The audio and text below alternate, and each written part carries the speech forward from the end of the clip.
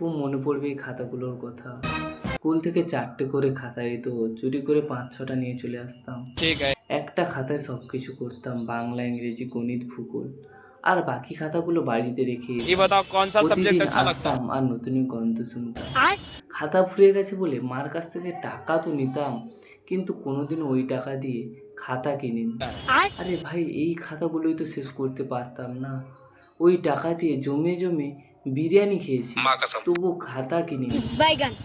ছোটবেলায় এই খাতায় লিখতাম কম, আঁকতাম বেশি।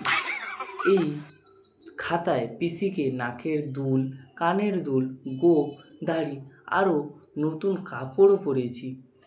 এই যে আমাদের হাতের কারিগরি, এটাই কি তাহলে আর হবে না? আরও ছোটবেলায় এই খাতার একটা একটা পেজ ছিঁড়ে ঝালমুড়ি খেয়েছি ठीक है। এবং রকেট বানিয়েও উড়েছি। তাহলে এটা কি আর হবে না?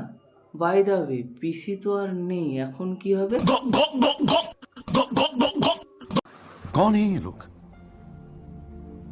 कहां से आते हैं ये?